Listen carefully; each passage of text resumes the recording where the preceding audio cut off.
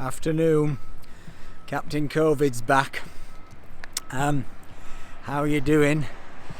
I thought today I was going to do a vlog about reconfinement in France, about season 2 of the reconfinement as they're calling it in Nice Matin. But then bizarrely this morning we got caught up in a terrible terrorist attack.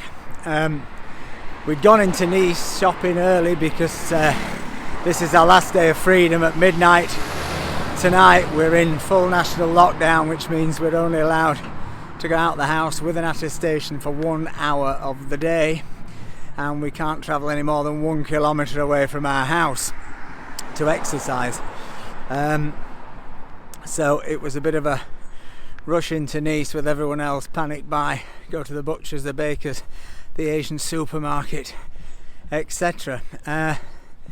When all of a sudden we heard an enormous amount of police sirens, and the next thing you knew, it was flashing on that there was a terrorist attack in Notre Dame Cathedral, which is the big Catholic cathedral on Jean Médecin. Very beautiful building that sort of backs onto an area that's sort of quite heavily Muslim area behind there, sort of a lot of halal butchers, etc, etc. So that was a hell of a shock, and walking around that area in the immediate aftermath, the sense of shock amongst people was absolutely palpable, because I think one of the victims had actually come running out of the church, so some people had actually seen her before she died. And I think there have now since been another attack in Avignon, but the police have extinguished that one. And something else out in Jeddah, I think, possibly. But to say this couldn't have come at a worse time for Nice and for France is an understatement. In the last 3 weeks, this zone, this area, has suffered the worst flooding in a generation. 24.9 inches of rain fell in one day in certain areas in the valleys. There was mass devastation. Even now, 3 weeks on, the wood from the forests in the mountains is still washing ashore in vast amounts all along the coastline, along with bits of people's houses, bits of people's sun decks, bits of people's lives, and tragically dead bodies, some of which didn't even die in the actual flood. They'd already died, were buried in the cemetery, but the cemetery got washed away. So that has had to be dealt with. There's been the daily sort of helicopters flying overhead, going up to Vesubi and all that area to try and help and rescue them, because they were completely cut off because the roads were all destroyed by the floods. So there was that. Then last night, of course, we had the news that everybody was dreading. Most people, I think, were expecting it. There was a little bit of hope that the national lockdown would be, I think, lighter than has been proposed. But unless the details, which are due to be published this evening, though the Prime Minister's now had to leave Paris to come down here with Mr. Macron, unless those details change, we're very much looking at the situation of the first lockdown back in March and April, when for 2 months you could leave your house for 1 hour, etc. Some talk that the parks may remain open this time, which may mean that the beaches remain open, so at least people can exercise on the beach and we can go swimming, because we've got a wetsuit. We've got a wetsuit so we can swim through the winter, because I think we're going to need all the fun we can get. With all these plans, we were going to go to Italy, we were going to go to Turin, we were going to go to Milan, all the places in Italy we'd never been to. And you can't travel more than 1 kilometre from your own front door after midnight. So that's the end of that. So what is the situation in France? Well, you'll have all read the papers, you'll have read the stuff about the figures. I think the cases per 100,000, the magic figure is at something like 658. I think in Britain it's about 480. Germany it's about 150. So Germany, I think technically, although it's done a slightly lighter lockdown, has locked down earlier than anybody else. France locked down second, and I'm intrigued to see Britain still hanging on to the idea that there will not be another national lockdown. For my money, it's nailed on. They may come up with a different name for it so that Boris doesn't have to be embarrassed by Keir Starmer, who called for this weeks ago, but you knew when Starmer called for it that the scientists were advocating it. And in the end, I don't think there's a great deal else we can do. I mean, we've realised that the herd immunity thing ain't going to work. We've realised that the figures are just rising exponentially, and that the partial lockdowns are not doing the trick. Now, I don't blame any government for trying the partial lockdown. I've been an advocate from the get-go of trying to keep the economy going, because you could see very early on where this was leading. And I have to say, I think it's led the disaster is far, far greater than even gloomy old me thought, economically. But it ain't working. So you've two choices, and I think Macron was very clear about that last night. I mean, he's quite good at those speeches. You can tell his wife was his drama teacher, but he does deliver a very clear message. And what he said to people, he said, I can go for this so-called herd immunity strategy. I can keep everything open. I can fill the hospitals.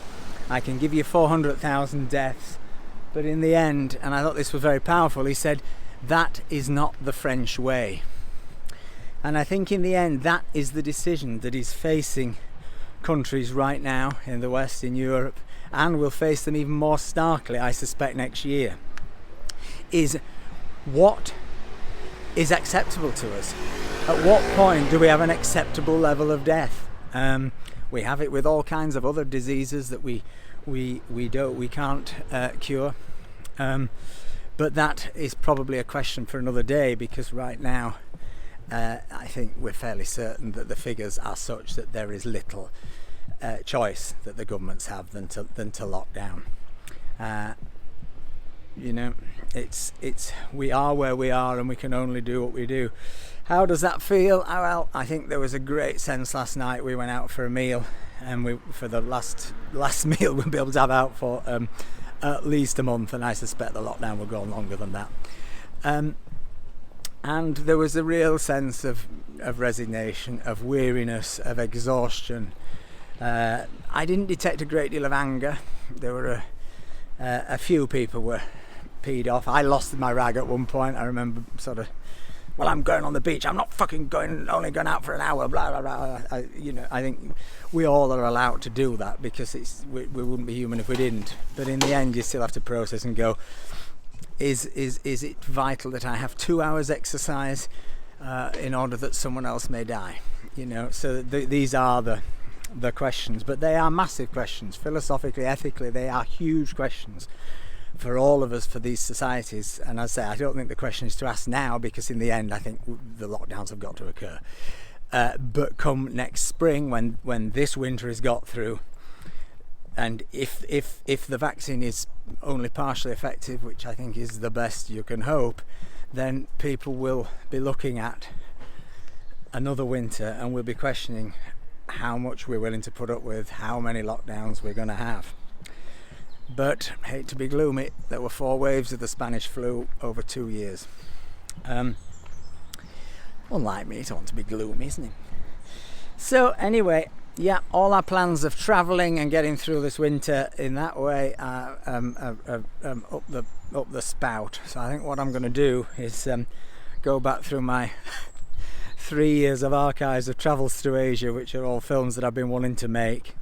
Not necessarily sort of tourist films, but more personal films about places and people we've met and things we've done that, we just simply can't do this year. I mean, there is an enormous irony that when I started doing this vlogging in February, March, we were panicking about trying to escape Thailand before the last flight, because we feared we'd be stuck there and there'd be a pandemic, and what was the health system like, etc., etc. And obviously it was going to be more dangerous there because Chiang Mai had been full of Chinese people from Wuhan. But in the end, I think Thailand so far has had about 60 deaths. It's a very funny old world, isn't it?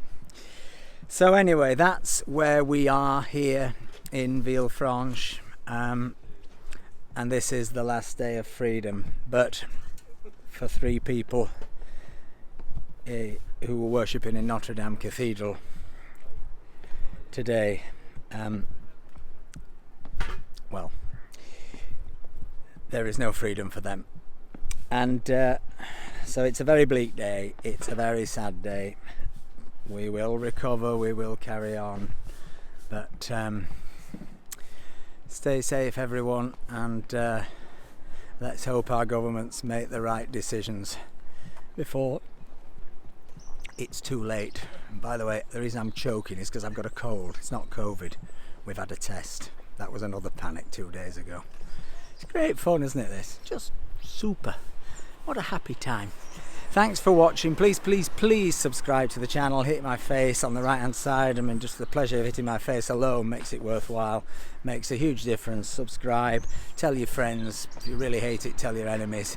And speak to you very soon from the south of France, in lockdown, in confinement. Saison deux.